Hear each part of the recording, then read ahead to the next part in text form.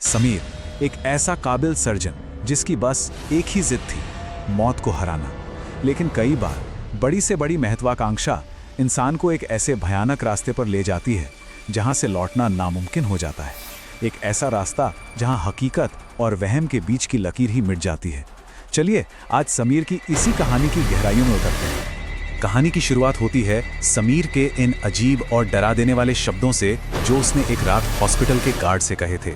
बस यहीं से उसके जुनून और मौत के साथ उसके अजीब रिश्ते का हमें पहला इशारा मिलता है। तो पहला भाग है सर्जन का जुनून। यहाँ हम समीर की दुनिया को करीब से देखेंगे। एक ऐसा जीनियस डॉक्टर जिसके दिमाग पर मौत को हराने का एक फितूर सवार था। ये एक ऐसी जिद थी जो विज्ञान की सारी हदों को तोड़कर खुद भगवान बनने की कोशिश कर रही थी। लेकिन ये जुनून उसे किस अंधेरे में ले जाने वाला था? समीर का असल मकसद यही था। उसे लगता था कि मौत कोई अंत नहीं बल्कि एक पहेली है जिसे वो सुलझा सकता है, और इसी सोच ने उसे कुदरत के नियमों के खिलाफ जाने पर मजबूर कर दिया। दिन में वो जिंदगियां बचाता था और रात में लावारिस लाशों पर तजुर्बे करता था। ये उसके पहले बड़े एक्सपेरिमेंट के कदम थे। सब कुछ एकदम नपातुला, किसी सर्जरी की तरह। उसने एक लावारिस लाश को अपनी लैब में लाया, उसे एक बड़े से ग्लास चैम्बर में रखा और फिर उसमें केमिकल्स का एक खास मिक्सचर डाल दिया। और एक पल के लिए उसे लगा कि वो जीत गया है। धुएं के बीच उस लाश ने अपनी आंखें खोल दी। समीर की आंखों में एक अजीब सी चमक आ गई। लेकिन जैसे ही उसने लाश को चेम्बर से बाहर निकाला, उसमें कोई हरकत नहीं थी। वो बस एक खाली जिस्म था। इस नाकामी ने समीर के गुरूर को तोड़ दिया और वो गुस्से से पागल हो गया। और ठीक यहीं कहानी में एक खौफनाक मोड़ आता है। जैसे ही समीर ने उस लाश को बेकार समझकर अपनी लैब से बाहर फेंका, वो लाश अपने पैरों पर खड़ी हो गई। उसकी आंखों में जान तो नहीं थी, पर चेहरे पर एक अजीब सी रहस्यमयी मुस्कान थी, मानो वो समीर का मजाक उड़ा रही हो। एक्सपेरिमेंट कामयाब हुआ था, पर अब वो समीर के कंट्रोल से बाहर था। अब आता है दूसरा भाग, आईने का प्रयोग। अपनी पहली कोशिश में मिली उस अजीब कामयाबी के बाद समीर का जुनून एक नए और कहीं ज्यादा खतरनाक रास्ते पर मुड़ गया। अब उसका निशाना लाशें नहीं बल्कि आईने में दिखने वाली परछाइयां थीं। एक ऐसा आइडिया जो उसे हकीकत से बहुत दूर ले जाने वाला था। अब समीर का पूरा ध्यान एक नई थ्योरी पर था जिसे उसने नाम दिया मिरर प्रोजेक्ट। उसे यकीन हो गया था कि आईने के दूसरी तरफ एक और दुनिया है और वो अपनी परछाई को उस दुनिया से बाहर खींचकर अपनी इस दुनिया में ला सकता है। समीर के ये घमंड भरे शब्द उसकी अंधी महत्वाकांक्षा को साफ दिखाते हैं।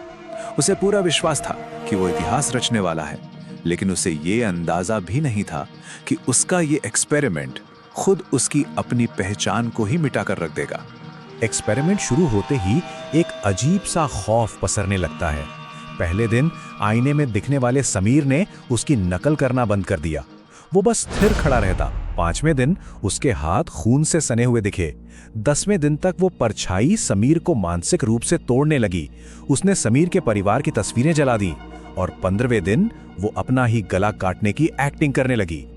और फिर परछाई ने पहली बार कुछ कहा जिसने समीर की रूह कंपा दी।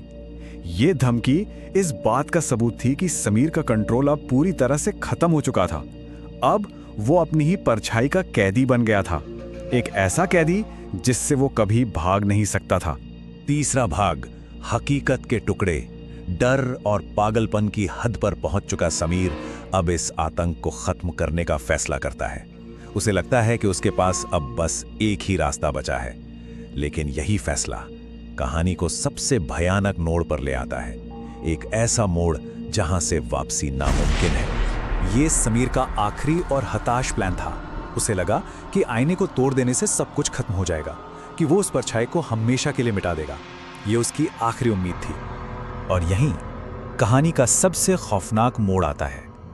समीर ने पूरी ताकत से आईने पर हथौड़ा मारा, लेकिन आईना टूटने की बजाय एक गहरा घाव उसके अपने पेट पर बन गया। जिस दर्द का इरादा उसने आईने के लिए किया था, वो दर्द उसी के जिस्म पर उभर आया।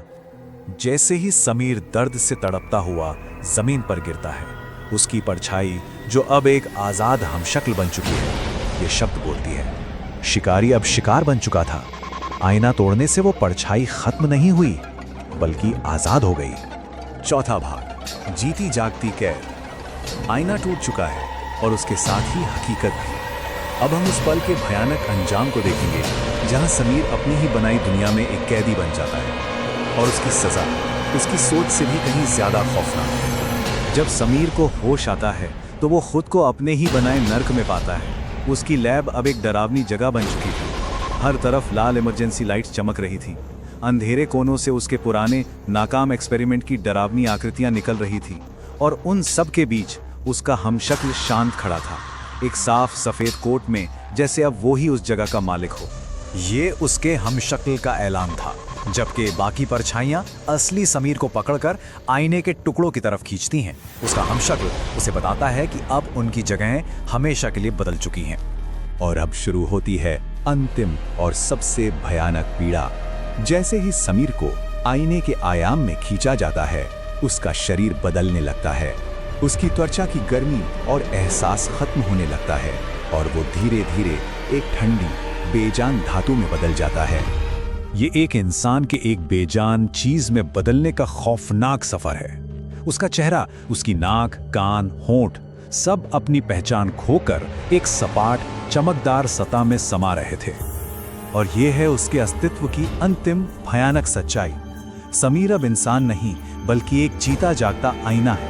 एक ऐसा आईना जिसमें चेतना तो है, पर वो कुछ कर नहीं सकता, सिर्फ देख सकता है, हमेशा के लिए। पर सजा यहीं खत्म नहीं होती। ये एक कभी न खत्म होने वाला श्राप है। उसने जो राक्षस बनाया, अब उसे अनंत काल तक उसका हर दर्द महसूस करना होगा। जब भी उसका हमशक्ल बाहर की दुनिया में खुद को चोट पहुंचाएगा, असली दर्द समीर को महसूस होगा। मतलब न वो जी सकता है और न मर सकता है। इस गहरी और डरावनी लाइन के साथ कहानी खत्म होती है, जब हमशक्ल समीर की जिंदगी जीने के लिए लैब से बाहर निकल जाता है और पीछे समीर एक आईने के रूप में फंसा रह जाता है, जो सच देख तो सकता है पर किसी को बता नहीं सकता। समीर की कहानी हमें एक सवाल के साथ छोड़ जाती है। जब कोई अपनी महत्वाकांक्षा में इतना अंधा हो जाए कि वो अपनी ही परछाई से लड़ने लगे, तो उसकी हकीकत का क्या होता है? ज्ञान और शक्ति की खोज में इंसान कितनी दूर जा सकता है और आखिर में उसकी कीमत क्या चुकानी पड़ती है?